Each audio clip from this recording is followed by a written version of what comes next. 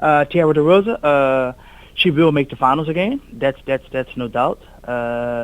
And our goal between her and her coach and myself, and also her coach, is we would like to see her in a top 5 performance where she's going to come out as a PB with some respect on it, so to say.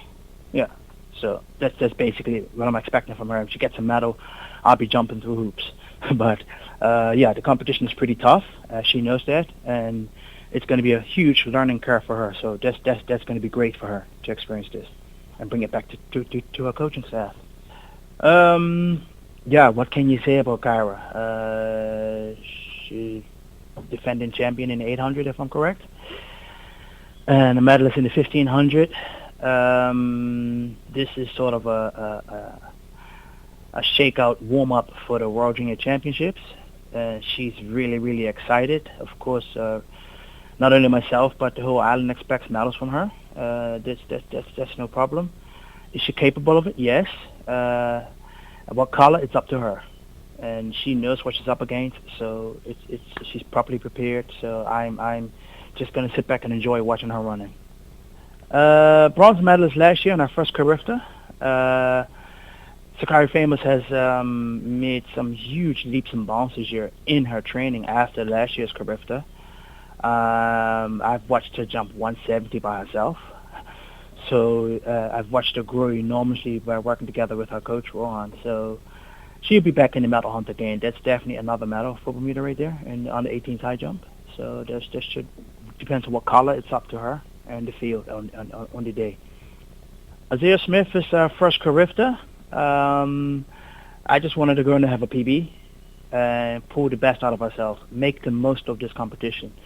Absorb everything that there is to absorb in this moment, because this is the deciding factor right now. She's about 15, 16.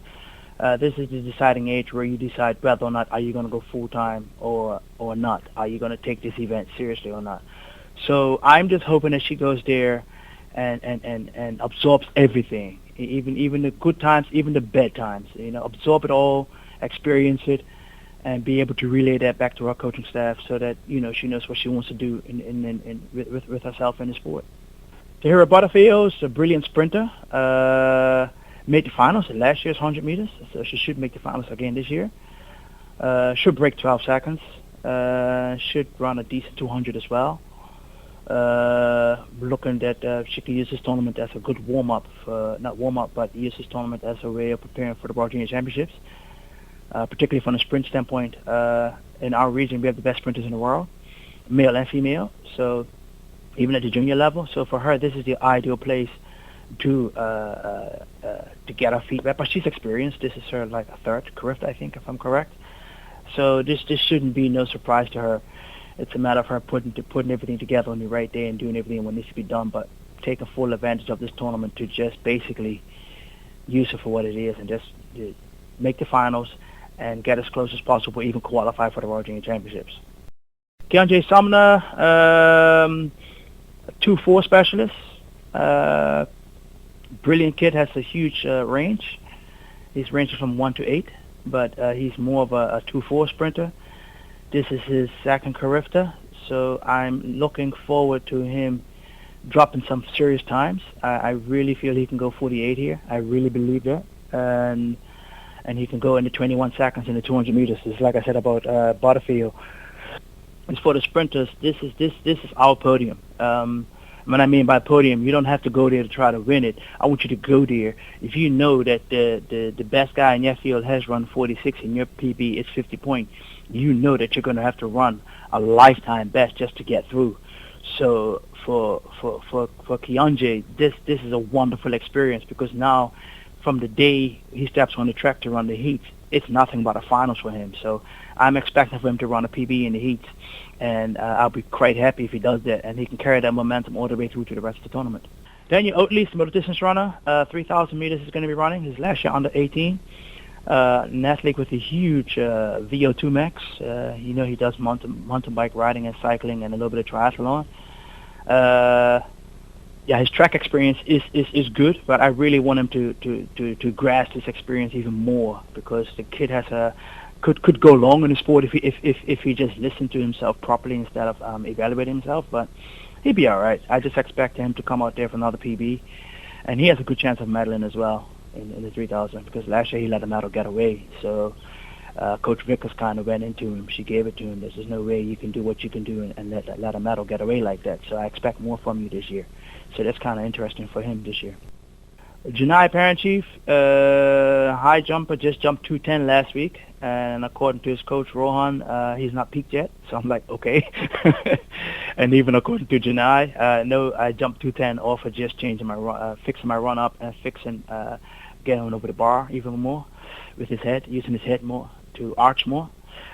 So he has a chance of medaling, and I think he can medal. I think he might end up winning it, or he end up in the top 3. I can guarantee he'll be in the top 3 from what I've seen. Not because he jumped 210, but what I've seen is progression in the last year. He has become a student of the sport, and he's matured as an athlete in the sport. And it's wonderful to see the relationship between him and his coach, how they work together to make the most of it. So I won't be surprised if he comes back with another Bermuda Junior record in high jump. David Darrell. I'm kind of mad that I'm not there because I would love to spend some time with David Darrell. He's an interesting kid. I just want David to go there to get all the experience. I can't wait to talk to him when he gets back. I just want to hear what his experience is. I want him to get his feet wet. I expect him to run a PB. It's going to be a tactical run race, so I'm curious how he's going to respond to that. But he can make the finals. So that shouldn't be a problem. And once you're in the final, everything is possible. But I know he's going to run a couple of PBs. Micaiah Robinson, a diamond in the rough. Another athlete. This is his second Carifta. Got fourth at the last in 800 meters last year. He's been sick this year, so I don't want to put the pressure on him saying that he should be fourth again this year because he has, I think it was bronchitis he had early on this year. So it's kind of took him back in his training. But it's one event. He's a double event athlete. It's a 4.8. And one event that I've seen that he's probably is going to excel more in, and I know his coach Mike Watson's not going to like this, but I think he's going to excel at Carifta at the 400 meters. And there's another kid I see running 48 at the Carifta games this year because I watched him at Interschool Sports. He ran the 200 and the 100. So that tells me his flat speed is not only there, but he has control of it now. So, and going into the 400 meters on Saturday, I won't be surprised, just like Keonje, that we have two 400-meter runners running 48 now. I'm the 18 boys. For me, that would be like hats off.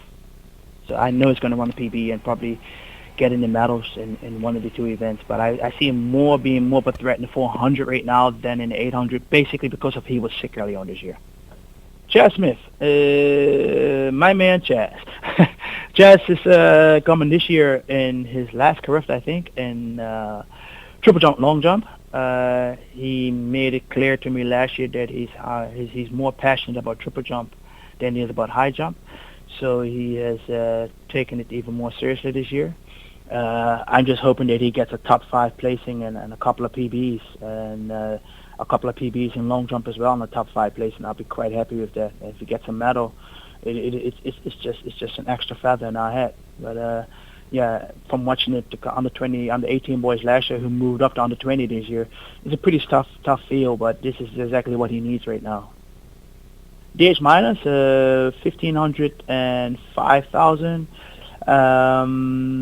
He can medal in both events. I think he can win the 15.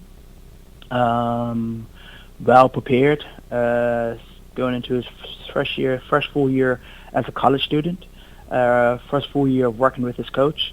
We stay in constant contact with each other, and I feel Dage is going to come back with 2 medals and 2 big PBs, and this is just the beginning for what he has planned for the rest of the year and the rest of his track career. Justin, another diamond in the rough. I watched him for the 3 weeks he was home. A tournament athlete, and what I mean by a tournament athlete is he's just going to rise to the occasion on the day. You don't have to tell him anything. He has a good feel for it, and he listens to that feeling so good that it allows him to excel the way he excels. Of course, he's a competitor, but he's just an athlete on the day. He understands the whole how do you say, the ABCs of the competition, and he can pull anything out of himself when he needs it, and that's kind of unique in him. People look at his physical ability. I look at more of the ability of how he handles himself at a tournament. And I watched him handle himself at Carifta last year, and I was really impressed with him. Really, really, really impressed. I mean, it was so good to just catch the bus with him to the track and just talk with him and then watch him go through his routine. Like, this guy has it. He has it, and it's up to him. He can do what he wants to do, and he's going to medal here. That's no problem. He's going to medal. It's going to be tough. He's going up against the guys he ran last year. He's going to medal in the under 20s. It's a tough field. He understands it. And like I said, I watched him in the last 3 weeks when he was at home training, and he's prepared for this. So, yeah, it's going to be a great tournament for him.